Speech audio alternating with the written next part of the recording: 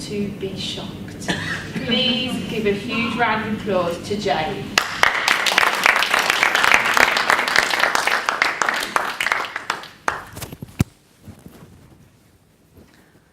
Hello.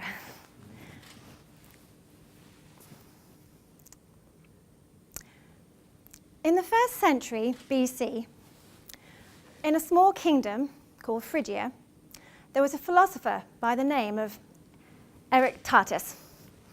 And he said, appearances are of 4 kinds. Things are and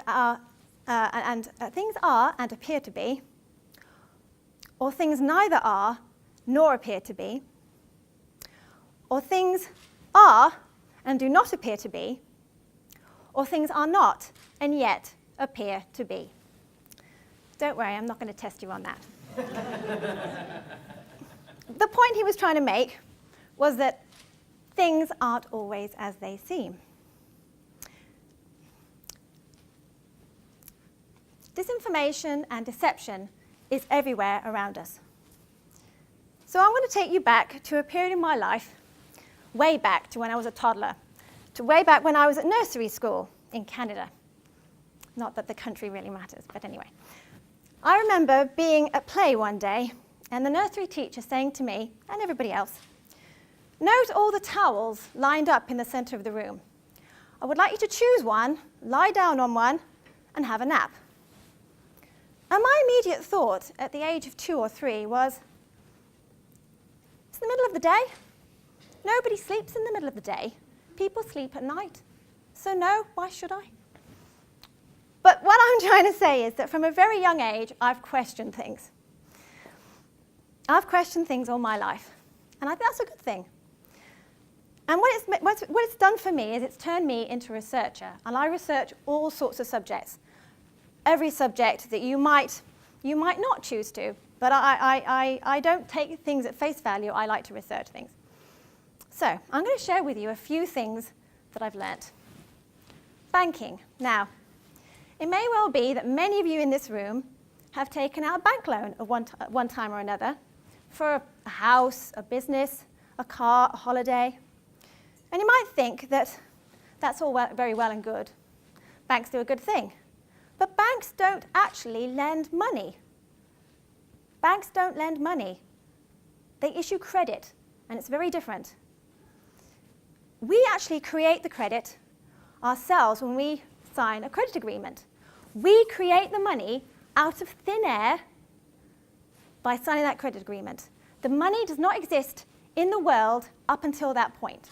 So every time somebody takes out a loan for a car, a house, a business, they are devaluing the money supply.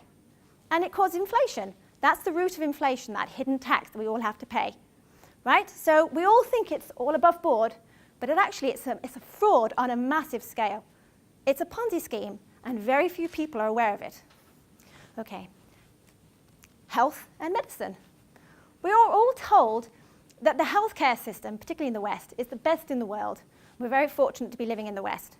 And we're told that the population is actually living far longer now than it ever has done.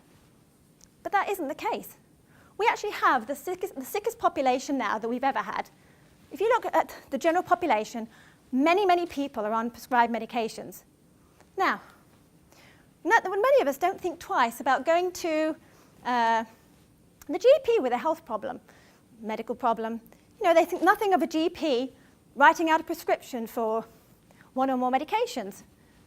But what we're not told is that the greatest cause of death and injury in the world, short of world wars, is properly prescribed medication.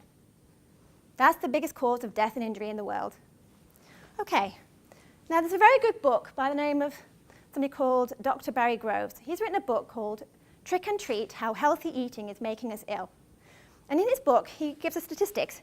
He says that something like 95% of what's sold in supermarkets is unfit for human or animal consumption. So it's not surprising then that we have such a sick population. Right, history.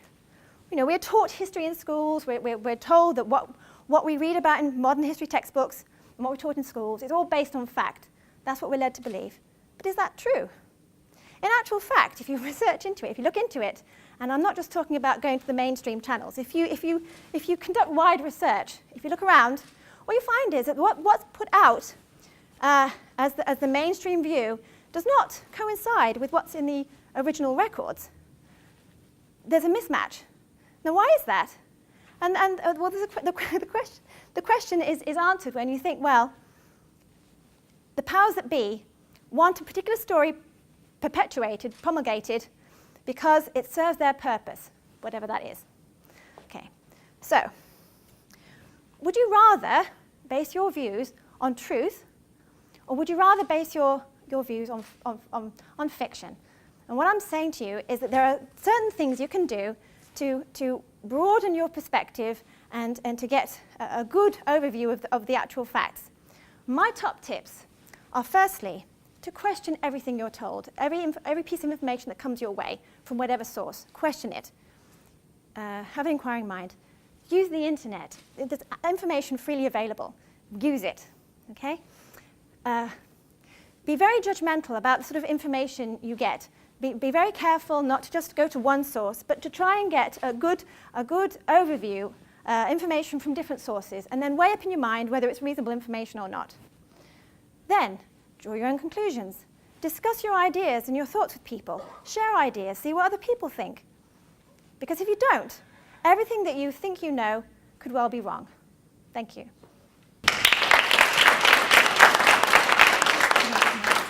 Thank you.